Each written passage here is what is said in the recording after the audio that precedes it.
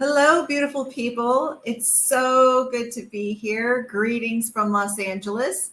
So many of you have been writing in and asked me to bring back my live leadership series designed to not only inspire you, but ignite your personal best and most importantly, level up your leadership.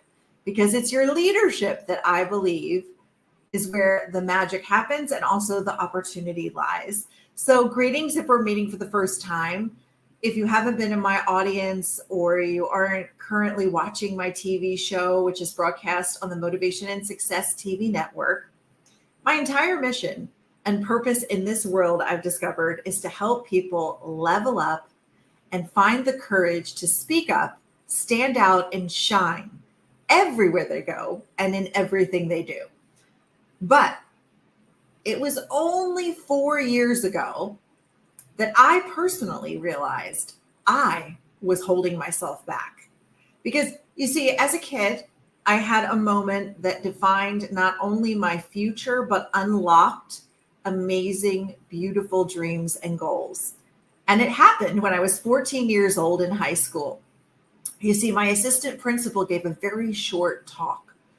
But what he said resonated with me so deeply, it absolutely unlocked every single wonderful, hairy, scary dream and goal for me that I have accomplished to date and that I still set out for. So what is it that this assistant principal said to me so many years ago? He simply said, less than 1% of the world sets goals. So he said, you kids, look to your left and your right. 99% of you will be ahead of the rest of the world if you will simply set goals. I'm going to say that again. If you set goals, you will literally put yourself ahead of 99% of the world because most people are living their lives in what I call stuck on automatic. This can also be called living a life of acceptance in what many people don't realize is mediocrity. So what does that look like? You might get up and you might eat the same thing every day and go to work at the same time every day and sit down in your desk and do the same work every day. But you might not have a greater goal. You might not have something that you're aspiring to. You might just be going through the motions. You might like your job, but you're not there leveling up. Let's be real. You might just be collecting your paycheck and biding your time till retirement. Sadly, so many of us live in this trap, and it is a trap because the thing about mediocrity is nothing amazing happens. You might go to that job every day and it might be okay and fine and good and your benefits may be great. But at the end of the day, if you're not making an impact, if you're not lighting up the world with your gifts, you're kind of stuck because you were born undoubtedly with amazing, spectacular gifts, but you're being selfish because you're holding them to yourself. And the truth is, I learned that lesson as a 14-year-old, and I became a young goal slayer. Goal number one, it was pretty simple. Get the heck out of freezing cold Philadelphia where I grew up. And goal number two was figure out a way to go to college when at the moment and the time that I went to school, mom and dad were having a serious rough patch. They didn't have a big bank account to send me. So it was on me to figure that out. I had to get scholarships. I had to hustle 80 hours a summer working, as you get it, night and day, sometimes 7 days in a row to sock away enough cash to afford to invest the portion that I couldn't take out in loans for my college. I actually started to become what I would call a goal hustler. So I hustled for a lot of goals and I started seeing traction. Not only did I get accepted to my dream college in New York, which was TV market number one, but I realized that I also financed it with my own power because my parents weren't able to give that gift to me on a platter. As much as they love me, sometimes love can be the greatest gift, but it sure is helpful to have money. So I had to figure that out. And it took a lot of stress, to be honest. I didn't know what I was doing. I had to get scrappy. And because I was scrappy, it allowed me to figure out that I needed to invest, and I needed to invest big time in college at the time for me, because I saw that as a door to unlock the gift of television that I knew I always wanted to work in. And then I realized very quickly the gift of relationships and, at the time, internships. So I set a record in my college, if you can believe it. I interned for ABC. I interned for something called RNN, Regional News Network in New York. I interned for ABC Sports. And I also got hired to work with Barbara Walters, who at the time was the greatest TV news legend for women. And you might say, how far can a kid go who doesn't have the resources or the cash for college? Okay, great. I graduated with a degree. Well, I'll tell you, it was a bumpy road. And along the way, I met a lot of people who actually wanted to help me. But what I found was profoundly important is not to think that I had to do everything myself, but to recognize that you get to accept help. And even more importantly, you need to speak your goals. You need to write them down.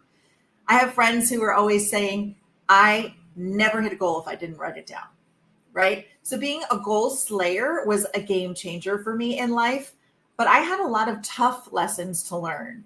So here's a little story that I hope will warm your heart, because I want you to think about what's getting in the way of you and leveling up and getting out of the hamster wheel of mediocrity and letting go of all the things that are holding you back. I mean, there's a lot that held me back. Number one, didn't have the cash for my dreams. Could have been a story, but I leaned into making it happen. The other thing that was in my way is that I didn't know anybody who did what I did, meaning I didn't have friends that were TV news broadcasters. And I certainly didn't have a lot of friends who were motivational speakers. So I went to every single talk and every speaker that I could that my college brought in. And I watched. And then when this great thing, the internet and YouTube, got really popular, I watched legends like Les Brown, Lisa Nichols. Some of my favorite motivational speakers in the world even had TV shows where I watched Willie Jolly, one of my greatest heroes, who I would see every morning on CBS when I had the privilege, get this, of being hired to work for CBS News in the mornings. And he had a little 30-minute segment or a minute block where he would give a motivational minute. And he would say things like, your setbacks are just laid out for your comebacks. And I believed these things to be true. And I think one of the greatest lessons that I learned along the way is that if we see our obstacles as opportunities, we can learn that who we're being gets to shift and change. So I had this way of being, of judging.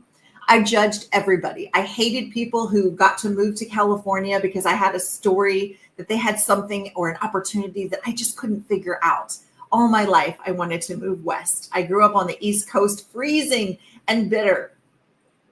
Until in my 41st year, I found a little more courage than I had in the past. And that's what it takes. It's a choice. It's a decision day in and day out to recommit to your goals, no matter who's trying to take you down. It might be a family member who says, you can't move that far. That's what happened to me. And they may love you like crazy, but they have limiting beliefs.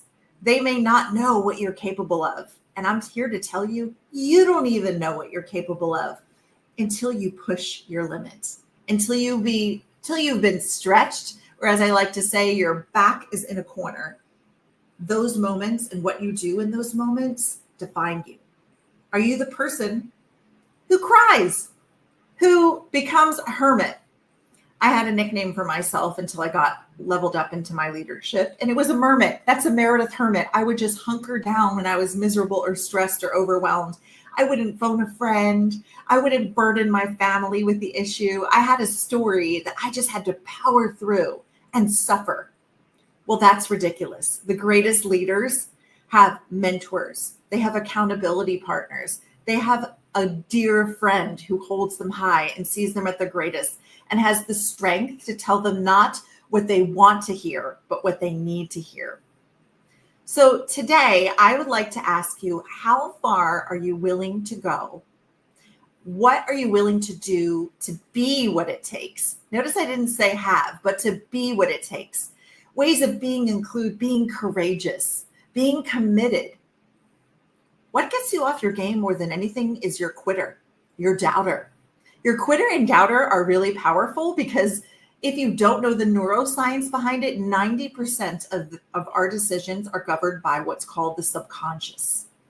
Only 10% of what we do day in and day out is actually easily controlled.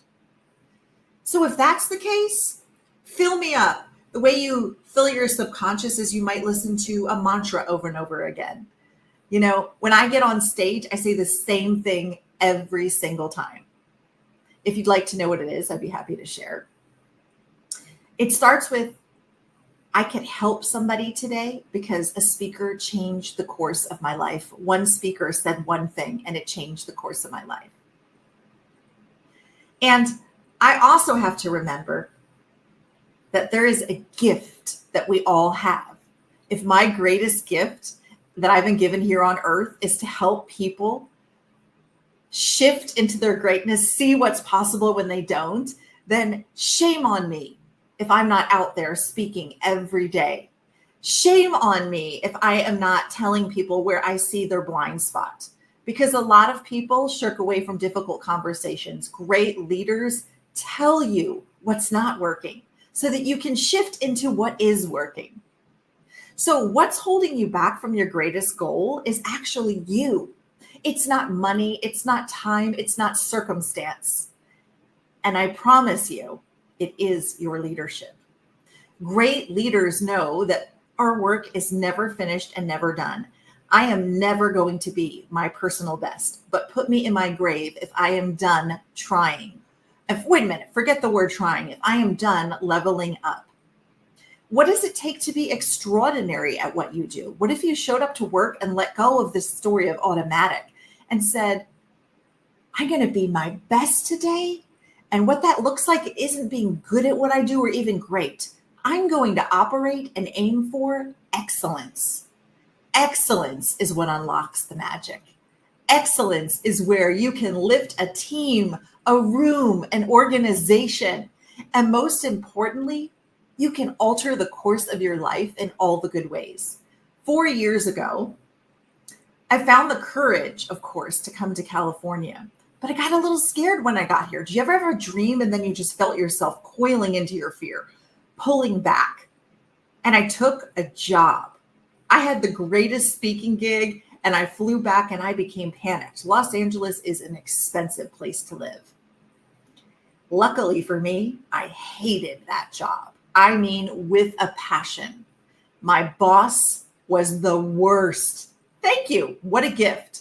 Because it reminded me I was born for bigger, better things, that I had opened up my company not to shrink back and work for somebody else and build their dream, but to build millions of dreams, because that's what speakers do and trainers do, to impact the masses, not just one company, but audience after audience through my TV show and person after person in my live speaking engagements and teams in the teams that I get to grow with and work with and lead and love. So at the end of the day, I would love for you to take away from this very talk, this one nugget. You get to change. You are most likely your greatest enemy, but you also are the answer to all your problems, because it's the old mindset and living in fear that's holding you back from all the amazing things in your life. 4 years ago, I didn't have my dream husband. I wasn't living in my dream home, and I certainly didn't have an amazing son.